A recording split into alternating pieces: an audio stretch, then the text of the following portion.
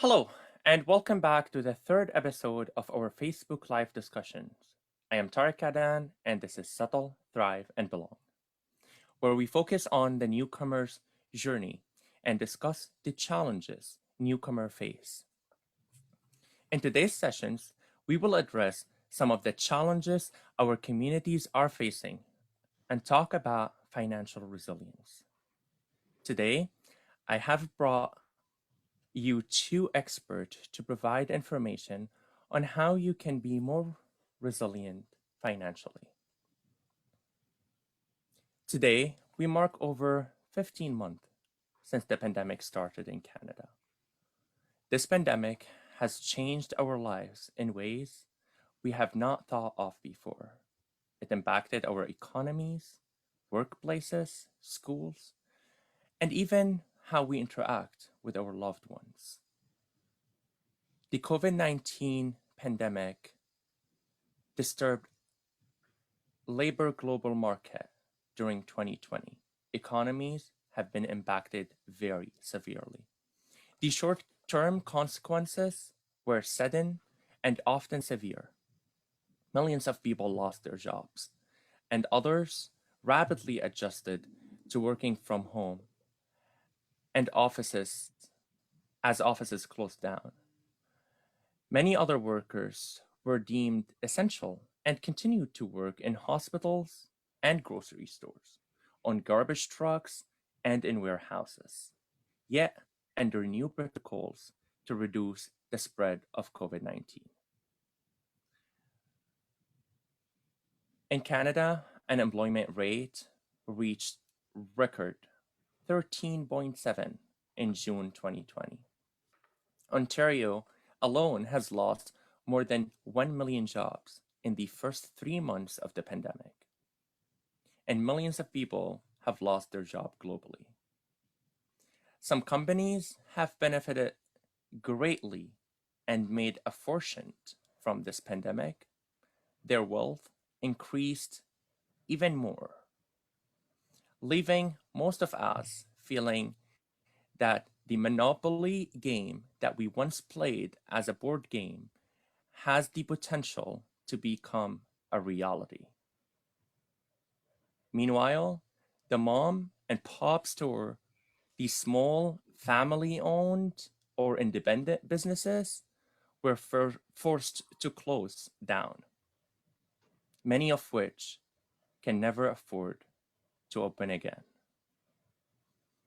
Expert warns that the bigger impact on the economy because of COVID-19 has not started yet. If there is one thing we've learned during this pandemic, is that we are rarely prepared. The pandemic showed, in many cases, how weak our system are. As a response to the pandemic, Canada gave out millions of dollars to families in need and those who lost their jobs in the first few months of the pandemic. As we all know, that will never stay forever. And as the famous saying goes, give a man a fish, and you feed him for a day. Teach a man to fish, and you feed him for a lifetime. Or in its other version, don't give me the fish, but teach me to fish. And this is exactly what I want to do today with the help of our financial experts. I want to give you the tools and go over some of the tools and strategies that we all need to build our financial resilience and be prepared well in advance. Ghazwan and Jyothi, thank you so much for joining me today. It's great to have you back. And I guess I want to start with just a check-in. It's been, 15 months so far since the first lockdown. How are you doing through it all, and how have you been navigating? And I'll start with Jyothi. Thank you, Tarek. It's wonderful to be back here again. Yes, the pandemic threw us all off, and It's been a great learning experience for me in the last 15 months. It has been stressful though, and it affected me. The pandemic did affect me as it's affected everybody else. But I would say it's a period of great learning. I learned how to adapt to different ways of working, how to adapt at home when your family is there with you all the time, how to share internet with your family members, um, uh, which is very important these days because everything has become online. So while it was stressful, it was also a period of great learning. But I would say the most important thing, the realization dawned on me that how important outside support and resources are, which help people to manage any crisis such as this pandemic. Um, I've been lucky to have wonderful support in terms of either, at the workplace where management is so supportive, our co-workers who are very supportive, and other family members and friends. So social capital, as we call it in finance terms, is extremely important, this outside resources. And that pandemic made me realize that. Absolutely, and as you mentioned, social capital, or as we call it, support system as well. Having that in place is always a great support throughout it. Ghazwan, how has it been for you? Just want to check in as well. Yes, thank you, Tarek. It's great to be here again.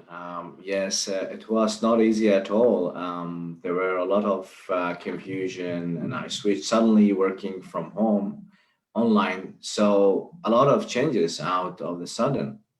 I was quite busy with the work, and I needed more time to cope with the new changes. So at the very beginning of the pandemic, it helped me not to think about all the crazy stories about the pandemic and the disease. I mean, for sure, for me, it was a learning journey, and still it is. I'm hoping, like everybody else, things to become better, and it is summer season now. Yeah, and I mean, some good news yesterday that we're no longer under the stay-at-home order. Um, things have not been very clear on when exactly it's going to open up. Um, However, it's maybe a potential of good news. Today our topic will be about financial resilience and during and post COVID. But before we jump into that, I would love to hear a little bit about your story and why today's topic matters to you. And I'll start with Jyothi. Yeah, Tarek, actually, this question takes me back to my childhood. So there are two incidents that happened during my childhood that stand out as to it's a reflective on what I am today. Um, and so I think this incident happened when I was must be about 8 or 9 years old, and we have family of four members during those days. That's my parents, myself, and my brother. And we were pretty comfortable as a family financially. I wouldn't say we were rich, but we were comfortable. And during those days, my mother she was very good at budgeting, and she used to budget each month for expenses and keep that money that was meant for expenses in a big wooden box kind of a thing, that cash box, which is made of wood. So what happened was, I remember seeing an artificial jewelry, nice bangles, which I wanted very badly, and started throwing tantrums and said that I wanted that. And I come from India, and at that time, it was 10 rupees in Indian currency. It was not a whole lot of money, but my parents said, nothing doing. We are not buying for you because we're not budgeted for your bangles. So then I said, but look, I saw 10 rupees in that big wooden cash box. And anyway, the money that's kept in that box is for spending. So you're going to spend that 10 rupees that's there in the cash box a few days later. So why don't you spend it right now? Or spend on my bangles that I need. So at that time, my father said something that has stayed with me. He said that, look, we have to spend that 10 rupees for you now, and we'll have to spend, we need that money later on for what we budgeted, and at that time we will have to spend again. So twice we'll have to spend, and I'll be, my pocket will be less by 10 rupees at that time. So then he just sat me down and explained to me all about value of money and so on and so forth. And that's why at that age I realized the importance of money. The second incident is, in India, we do have a domestic help who used to come every day to help us with our household chores. So I always observed her that she was always very, very cheerful, whereas our families and neighbors are all the time complained about money and said that money is so less, expenses are skyrocketing, and so on and so forth. But this lady was always very cheerful. So I asked her, why is it that you don't complain like others? Then she said, which is a very common quotation, but at that time I didn't understand. But then, of course, later on, I asked my father, and he explained to me the meaning of what she said. She said, I just stretched my legs to the extent that my blanket allows me to.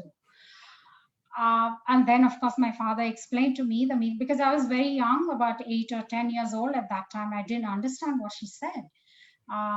My father explained to me what it meant, and again he linked it up to the value of money and all of that. And I became so intrigued with the concept of money and money matters that I realized that it that this interest, I wanted to retain. And then I studied, also went into the finance line, and I work in the finance area, and here I am. Wow, I love those stories, and they're very impactful. It's sometimes, as you mentioned, it's like stayed with you, and sometimes those words becomes our purpose and our goal, and the thing that we want to achieve in life. And thank you so much for sharing those stories with us. And Ghazwan, how about you? What would you say, a little bit about your story and why today's topic, the financial resiliency, matters to you? Yes, Tarek. So after my uni, I have started very early on working in nonprofit sector. And the reality, the financial security, it is of so vital to those I was working with. There were many areas that I was involved with in supporting individuals and families in different programs in different aspects of their life.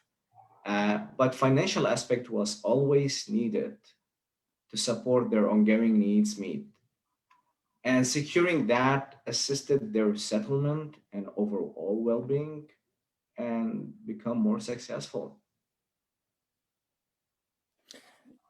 Thank you so much for sharing that with us, as well. Those stories are always very impactful, and very beautiful. Um, Today's topic is all about financial resilience. And I'll start with you, Jyothi. Why does this matter to newcomers? As you know, our show is really focused on newcomers and their needs. Um, and I want to see it from your thoughts. Why do you think that matter? Yeah, it matters a lot to newcomers because, as you know, Canada is a country of immigrants, and we have people coming from various different countries with different backgrounds. And they have experienced their own unique financial system in their countries, and they have all different culture as far as financial matters are concerned. In Canada, we have our own system, and the newcomers, of course, a lot of them do research nowadays, but still there may be newcomers that may not be completely aware of our system. So if for newcomers, if they're not aware of the system, then that may hinder their financial resilience. So that's why I think that this topic is very much relevant and important for newcomers. Jyothi, is it that the financial system in this country acts as an obstacle to building financial resilience in a way? Oh, yeah, that's good thinking. Actually, Tarek, I think we do have a good financial system in Canada. It's a very strong system, and but there are some important areas where it could be even better. And it's these areas where it could be even better. It's those areas that may that do hinder resiliency. So let me elaborate a bit on what I mean by this.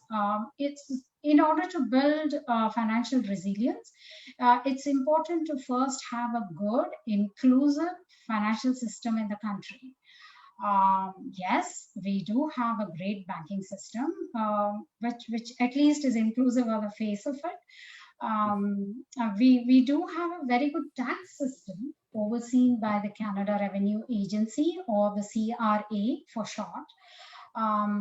So CRA also administers government benefits and actually uses taxation as a tool for social justice. Now, having said that, we also have what's known as a fringe banking or an alternate banking system, such as a payday loan system, which is a very strong payday loan system in Canada, by the way, with punishing interest rates. So newcomers, those that are not aware of this payday loan system, if they approach this particular resource for taking loans, for example, then they may get caught in this vicious circle of debt, and which may hamper resiliency. So these are some of the areas, where our system does need a bit of tweaking.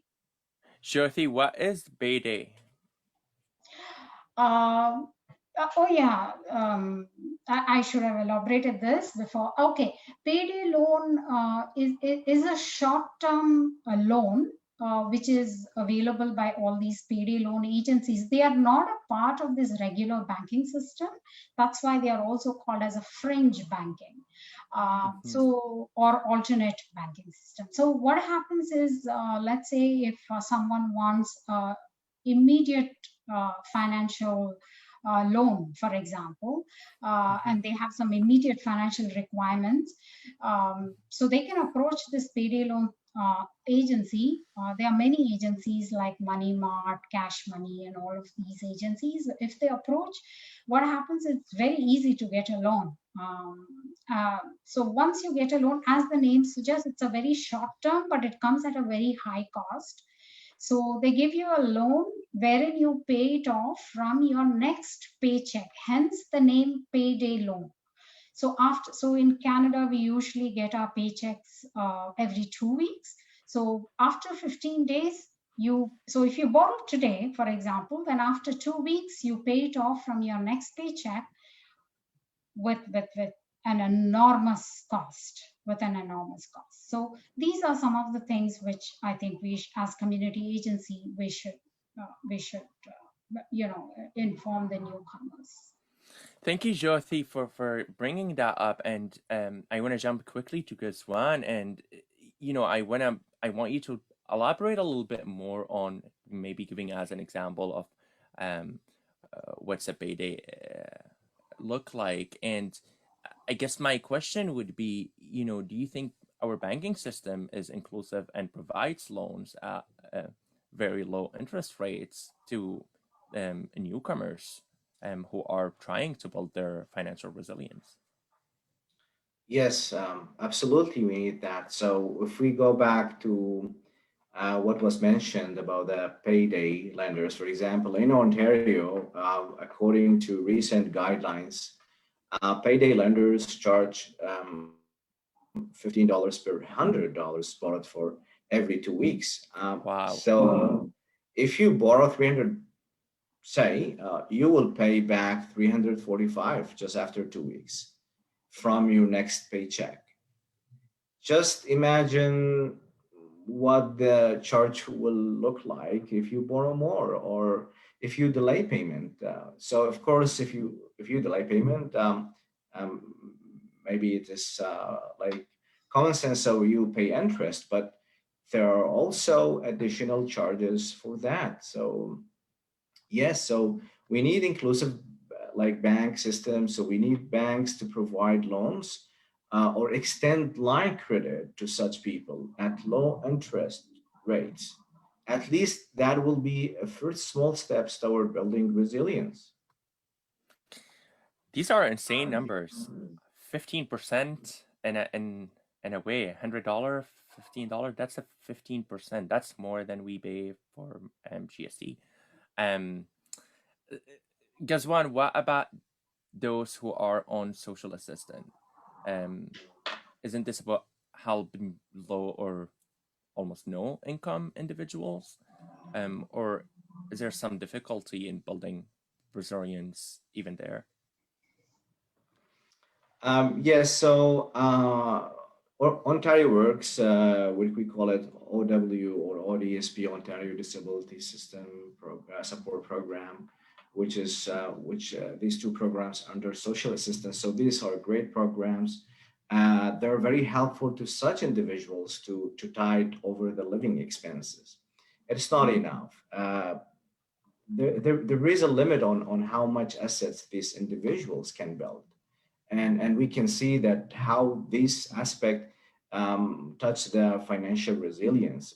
And beside, there is a clawback of income support when an individual gets employed. When we think those individuals that do getting earned employment income should be slowly weaned away and not reduce the income support so drastically.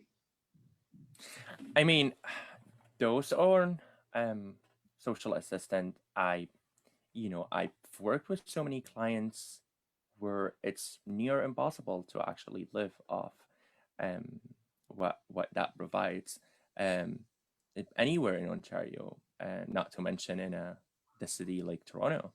Um, I guess one thing I want clarification on, what's a clawback? Could you explain that a little bit more? Oh, so this is an amount of money that is basically, if we need a definition, it's basically an amount of money given back to the government. So when an individual who's earning an employment income, so there is an amount. I'm not sure exactly. I don't want to share numbers, but there is a small amount that's exempted from being deducted toward what an individual is earning. So the after that exempted amount, so there is a 50-50 base percentage. So there is a cut of 50% of income that's coming from the support from the social assistant, and we think that it needs to be increased. And there were news that this amount is going to be increased. That's good news for thinking about financial resilience and about the well-being of these individuals. Thank you, Ghazwan. And I want to jump back to Jyothi. Jyothi, we've talked a little bit about financial resilience and the barriers to building this. But can you tell me a little bit more about the definition of resilience and how financial resilience itself? Yeah, so resilience has different connotations, different meanings depending on your situation. And resilience is not something that one can build overnight. It, of course, takes some time. You have to become aware. It's more of a behavioral thing, I would say. So, what exactly is resilience? It's well, a very simple meaning of resilience is to withstand, recover, and also grow in the face of stressors and changing demand, for example. So you don't buckle under pressure, you withstand the pressure, and you deal with it. So that is resilience. And how does that work in a financial resilience perspective? Okay. Yeah, absolutely. So if we kind of extend this analogy to financial situations that an individual might face, so financial resiliency, I would say, is the ability to withstand and bounce back from a financial shock. So Could you give how me some example of that would look like? yeah. Oh, COVID-19. COVID-19 is a great example, I would say, of financial resilience. See, the pandemic has hit one and all, right? Everybody has been hit by this pandemic. But and so the to understand financial resilience, it's also good to see how have the people coped financially during the pandemic. Have all of them buckled under the financial strain? No. There were many resources put in place by the government, and also community agencies such as us, that have helped people to withstand this financial shock, and bounce back to a certain extent. I wouldn't say completely bounce back, but at least to a certain extent. So let me give you an example of how we as workers dealt with this, or showed some example of resilience, I would say. So one telling example is how we suddenly switched from providing in-person tax filing service to virtual service. I mean, this was overnight. Overnight, we had to change the way we worked, and we coped with it. Of course, we had great help from our office, from management. And last year, Tarek, during the pandemic, that's the year when the pandemic was announced, we helped nearly 800 people to access government benefits to the tune of 1 million. Yes, you heard it right. It's 1 million. And this year, we just completed our tax season, and we helped 1,100 people to access about $3.5 million in benefits. We were 8 of us. 3.5. Yes, 3.5 million. So we were 8 people in the team who helped people, the clients, to to access these benefits. So this would go a little way, a small step towards building resiliency for people that need most. Wow, those are very, very big numbers. And thank you for you and your team for doing that. Even the amount of people that you file taxes for is quite big, considering that you are only 8 people doing this. You've said a little bit earlier, resources in place to help people become more resilient. Usually people, when face difficult times, we always tell them to be a bit more resilient. However, you have brought in a new concept, which was the outside resource help, or the outside resources to help people become more resilient. Ghazwan, would you be able to elaborate a little bit on that? Yeah, sure. So resilience is not a DIY. It's not do it yourself. That it cannot be self-taught. Resilience depends more on what is around an individual than what is within an individual. So this insight was brought by a Canadian researcher working on resilience from Dalhousie University, Michael Unger, and he brought this insight of resilience, which is quite true. So that now it's more evident. So helping marginalized people to become financial resilience, to making the outside resources available for them to use in order to become financially resilient. So what you're suggesting is resilience is not something you could do, but rather something, in a way, you would need what's around you to support you to do. Yes, so basically it is the if there are resources and if we know about that resource, okay, so if we use it, so we're using that resource in order to make us be resilient. So if we're talking about the financial resilience, so we are going to aim on these resources that will help us to achieve that. And what are the various resources apart from tax filing that Jyothi filled us on that can help in financial resilience? Yeah, so I think there are many components that are crucial in order to achieve that. So as we mentioned about the other example and the recent example that I talked about, in order to achieve resilience, short, long term, medium, depending on on an individual case or cases. Uh, One of them is economic resources, for example. So savings, so how much access to saving an individual has, or what skills do they have for debt management, ability to meet living expenses, ability to raise fund in an emergency. So this is one component. If we touch base on the other component that is crucial as well is financial products and services.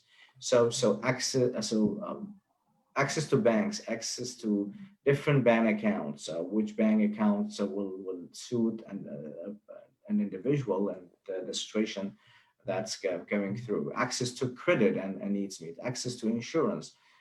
These are some of the components, and Jyoti, please, if you can add other components that are participating in achieving uh, financial resiliency, please.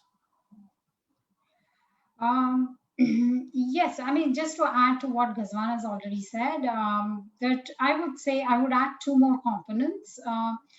Financial knowledge and behavior. This is very important to build resilience. So what does it mean? It means having the knowledge of financial products and services. And also confidence in using that knowledge.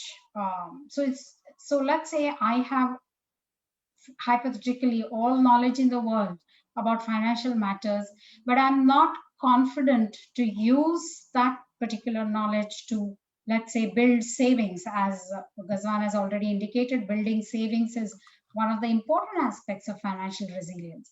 So I have the knowledge, but I'm not confident in using that knowledge to, let's say, go to a bank to access the right kind of saving account that I need.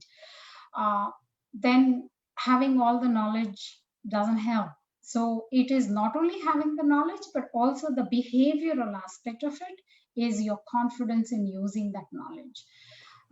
This is another aspect, and I would add one more actually, and in fact, this is something that I have indicated earlier in as a response to one of your questions. It's about social capital. The social connections, the support system that you have. This also, in fact, this is one of the most important things in building resilience. So I would add these two components to the earlier two that Ghazwan has indicated.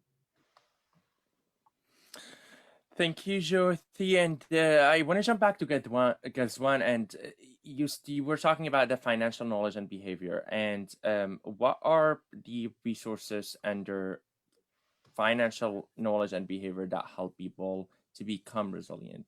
And how do you address the hesitation newcomers feel when approaching banks and banking systems, taking consideration that many of them have not dealt with banking institutions in their home countries?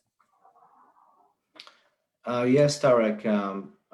Okay, so there are a lot of resources that fall under this category. So there are many agencies that can help in debt management, in budgeting, credit counseling, which is the right product or loan to apply for. People in debt can make use of debt management resources to come out of or reduce the debt. And this helps a lot in building confidence and resilience. This will result in bonusing back to normal. And as you mentioned, so it is our role as a community agency to provide information for newcomers who have not dealt with a system, a banking system or financial institutions, and also about these agencies that that can be used in order to solve potential issues related to their finance. So it's always great. So if these newcomers have access to us and of such a work to increase their knowledge about the fact and myth around this topic. Mm-hmm. And could you tell me, Jyothi, one simple thing that we could do to get government benefits, refunds, or even access to any COVID benefits? Yes, Tarek, I would say filing tax returns. I mean, it's so important in this country. Filing tax returns actually helps a lot in financial resilience. How does it help? It helps you to get benefits. It helps you to get refund. Now I'm going to quote the latest CBC report that on average, 12% of working age adults in Canada, I believe, don't send in their tax return each year. And unfortunately, in Ontario, it's even more, which is almost 16% in Ontario. So what does it mean? It means 16% of Ontario's working age adults don't send in the tax returns every year. So if you look at the population of Ontario, 16% of that would be roughly, I would say, about 4 million people in Ontario that do not file taxes when they should be doing it. So what happens as a result, many would-be recipients miss out on some very important federal programs, such as Canada Child Benefit, Canada Workers Benefit, for example, or even the Climate Action Credit or Carbon Tax Rebate, as it's called. So money that could give a significant leg up to these newcomers. Families. So imagine how much money they could have received if they had really filed their tax returns, which they are missing out on. And here, may I add that we help in filing tax returns, especially to newcomers. And let's say if a person has arrived in 2017 and hasn't filed tax returns for 4 years, for example, then we do back years from 2017 as well. I want to go back to something you said earlier.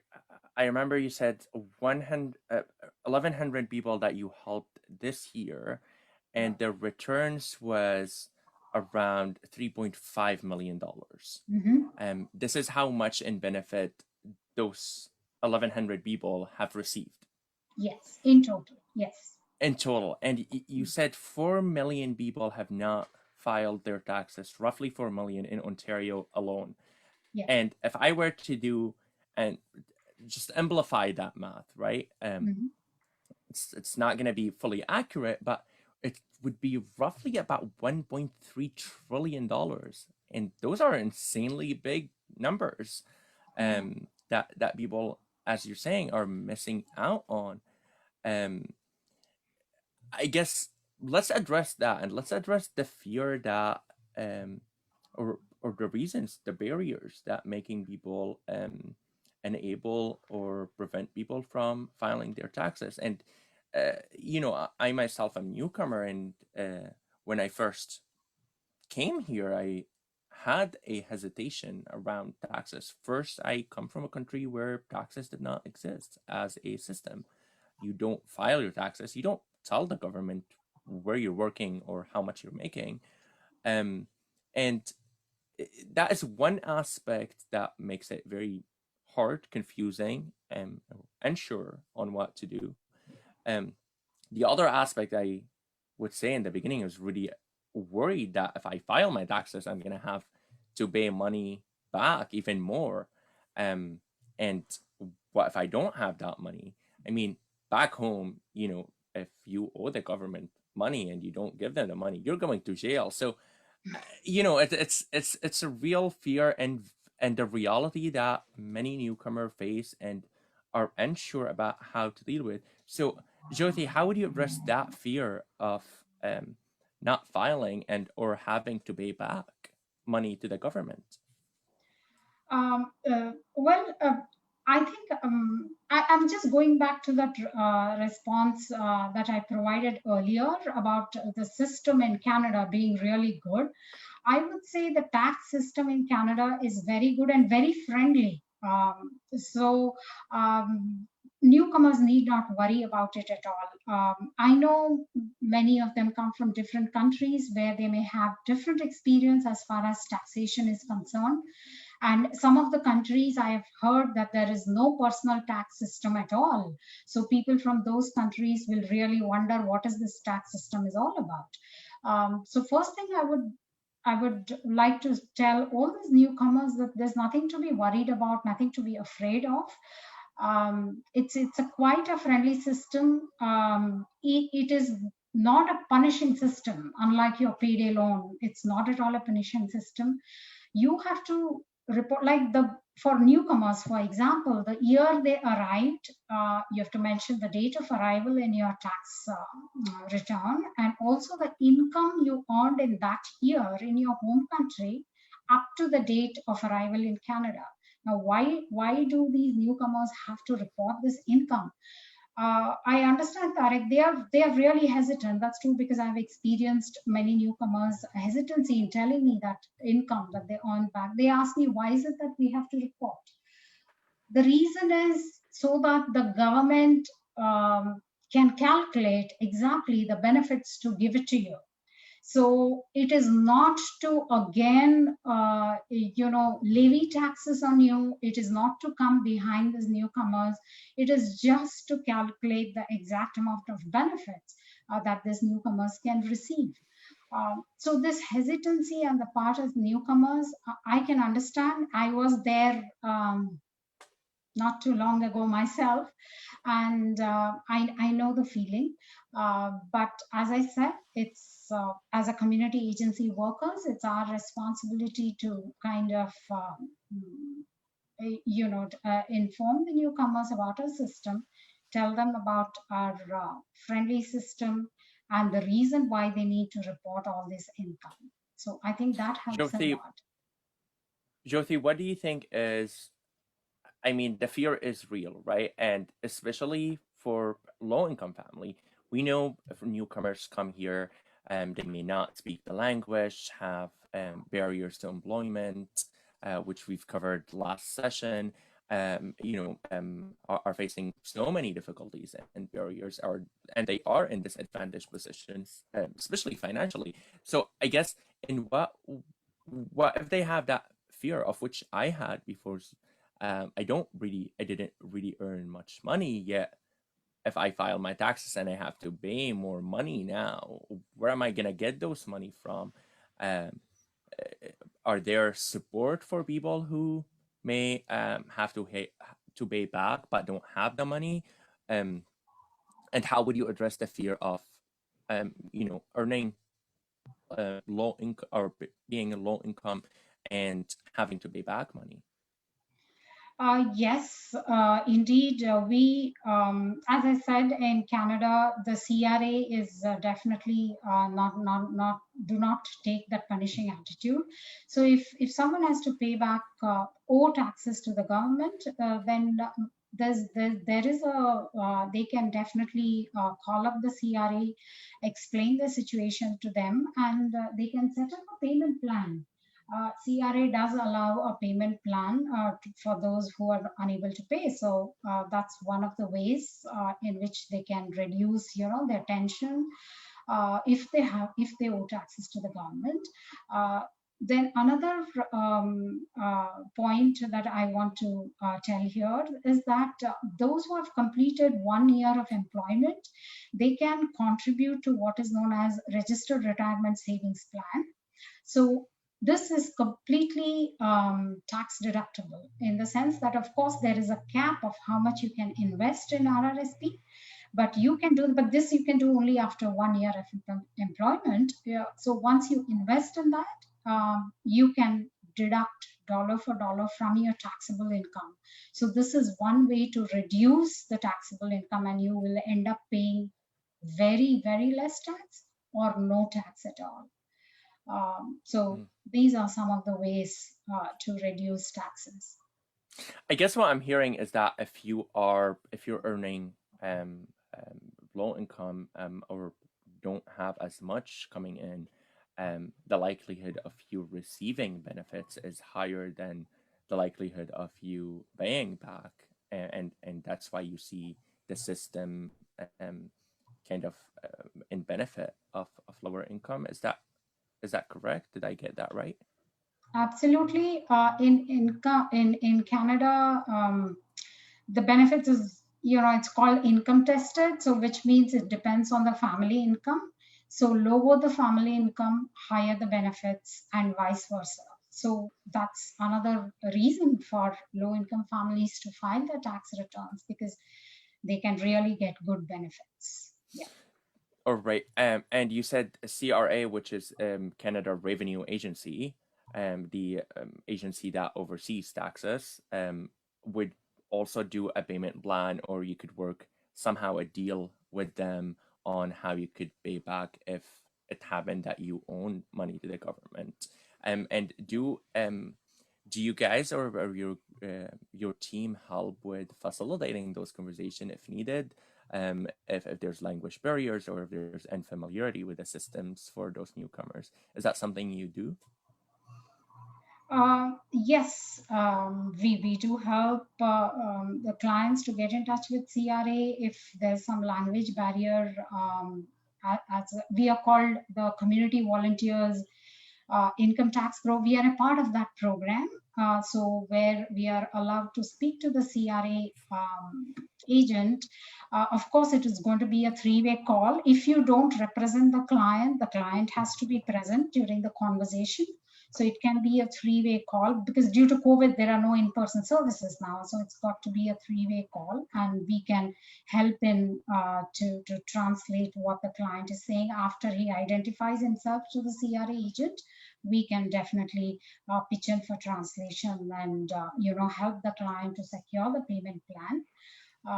This is one way to help the clients. Another way is there's something called Rep ID, where if you as a volunteer, if I access this Rep ID, then I would be representing the client. In that case, I can speak on behalf of the client. Yeah. I see. Okay, that's a great clarification to how you could support the clients. And I want to jump back to Ghazwan. And Ghazwan, what are the two main things you think are needed for financial resilience? Okay, so I think maybe you have mentioned them, but they are as simple as this. So proper information, this is first, and acting of that piece of information.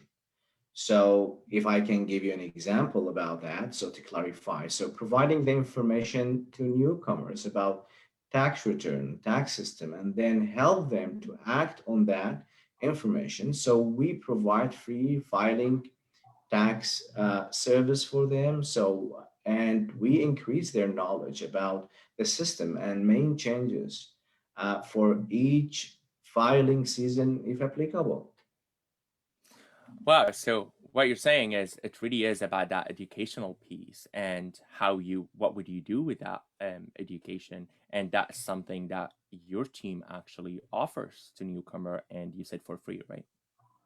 Yes, that's true. It's for free, and we have been doing that I've been doing that personally for like almost more than 4 years. So when I'm doing taxes, I'm not only doing I'm not putting the numbers for them.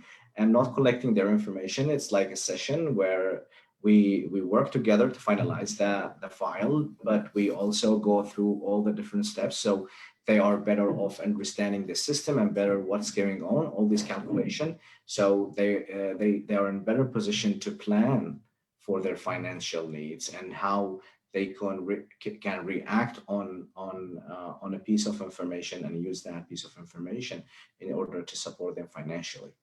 So you're not giving them the fish, you're actually teaching them how to fish and explaining and giving the resources to do that. Ghazwan, how is tax filing related to newcomer in building their resilience? Yeah, so one of the best way to build resiliency for newcomers is to apply for income tax government benefits. And so there are many benefits, as we are aware of, but if we're taking the example of Canada Child Benefit, CCB, we call it as an abbreviation. So this helps in building resiliency. And if we say how we build resiliency in achieving that, so this amount of payment that's coming from this kind of government benefit, coming from federal and also provincial government, is there to meet the cost of raising children. So this is very rewarding gift to many newcomers families with children who have no or low income, and we know that how important is that for the settlement process. And so otherwise, if that amount of money is not there, so if they're not getting that benefit, so they would it will be hard to raise kids. So the very fact the family gets this amount, so it generates relief for families. They decide how to spend these amounts to raise their kids appropriately, of course. And once they know this is coming, then they have more space to concentrate on more important things, like perhaps attending a course or get a better job or take care of settlement requirements. And this is resilience. Ghazwan and Jyothi, it sounds like what you're both are saying, everything in a way is connected to filing your taxes.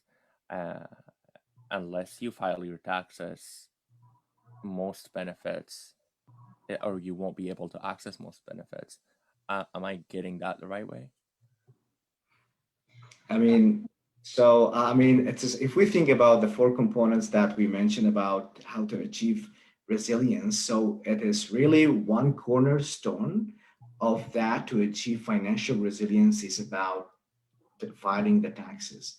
But if differently, there are also other, as we said, there are the other components that they are really interconnected. Like we I believe we mentioned about four components that achieve resilience. So the filing taxes is one crucial aspect of it, but also using other resources in order to achieve financial resilience, I believe, is so vital. And I wanna get to that in a sec. I guess the way how I'm seeing it is, in order for the government to know what benefit you would qualify for and you can get, you need to file your taxes and tell them where you are at in your income, so you qualify for those benefits. Am I getting this right, Jyothi? Yes, absolutely, because the income that you earn and the benefits that you can get from the government are interconnected. So unless you report the income to the government, then you will not know exactly how much benefits that you can get. So they are definitely interconnected. Yes. Okay, thanks for clarifying that. I guess and we've talked a lot about taxes and filing them, and the benefits that comes from that. But are there resources that are outside of filing taxes return that could help people towards becoming more financially resilient? Oh yeah, there are a lot of resources outside of tax filing. Let me give you an example of one of the four components that Ghazwan mentioned earlier, which is economic resource. This comes under economic resource. Ontario Electricity Support Program, for example. This is a program that has been introduced by our province, which gives quite a good discount to low-income families of their hydro bill. depending on their income, of course. I have helped a couple of my clients to apply for this, and few of them have received almost 50% discount on their hydro bill. Now, this helps a lot because this generates extra money. And this extra money will help people to use it for their benefit, say for their children, or for savings into accounts such as the tax-free savings account, as we say TFSA, the short form, or maybe registered education savings plan, which is RESP. So this is how resilience can build, by taking advantage of a program that is outside of tax filing, which is Ontario Electricity Support Program. And our RESB is for education for your kids? Absolutely, yes. That is the education savings plan for your school-going children. So you save when your children are in school up to 18 years, and this is especially for post-secondary education. So once you accumulate savings in RESP when the kids are in school, and then you can use that accumulated money for paying college tuition fees or university fees, it's of great help because the government also contributes to this savings plan. Oh, okay. Thanks for clarifying that. I guess I just want to also mention to our audience that you could leave your questions regarding financial resiliency, finance, budgeting, pretty much all about finance. And if we have the time today, we will go through them. If not, we will answer your question offline. Jyothi, how does resiliency help in financial decision making? I'm just going to elaborate more on the response Ghazwan has already given. There are two more most important things, which is correct information and acting on that information. This, in short, builds resiliency. It's very easy to say these things, but how do you implement? This is where community agency workers such as us are very useful to make sure that correct information is given to the newcomers regarding our financial system. And also this helps the newcomers to build on what they already know. As I said, people do a lot of research while coming here. So they already have a certain amount of information. So we build on that. So we build on how the system works, and also, keeping updated with any system changes that happens in the financial system, such as the bank charges, bank accounts. So inform these things to the newcomers and help the newcomers to act on this. So you give all the information to the newcomers and let them take the decision, because we are not authorized to give advice. We can give only information, and providing correct information will help them to take the right decision. And once they take the right decision, it builds confidence, and this adds to being resilient. So this is one way how we community agency workers can really help. So it's really about giving those information to empower newcomers to make their own decisions. Absolutely, yes. And you're playing that very important role of giving the proper information and telling how you could act on it, and then the decision of how to act on it comes from the individuals, and you're really there to empower them in a way. True. Could you tell me, and I'll start with Ghazwan, could you tell me a little bit quickly about what are some of the programs that you offer to newcomers that they could benefit from financially or in a financially educational ways? Sure. Yeah. So at North York Community House, I'll hold the position of employment and financial literacy. So part of work that I do is about financial literacy. So working with newcomers and residents. So the program support, of course, employment needs as well, and also the financial literacy needs. And it is there to make opportunities to gain skills and resources to cope with life changes in a new country. Uh, so uh, so financial literacy, it's related to financial resilience. So I offer support for tax filing. I share information about tax system. We go through budgeting, financial institutions. So this is on one-on-one basis, and as well as for group sessions. So before we were, of course, doing that on person, in person, I mean. So, and now we are doing it online via social media tools and especially Zoom.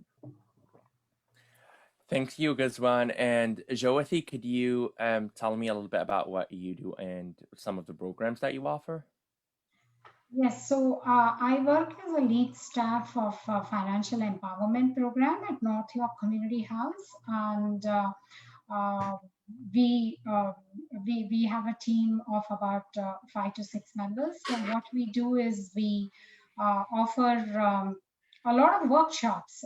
This is one of the ways of providing information to newcomers. So we provide a lot of workshops on various financial literacy topics, such as banking, bank charges, credit cards, how to build a credit report, about taxes, and also about the recent scams and frauds. So various topics, workshops we provide on these topics. We also do one-on-one. So if a client is found eligible for this free service, then we give the client an appointment, and we also discuss whatever financial issues he has or financial questions the individual may have.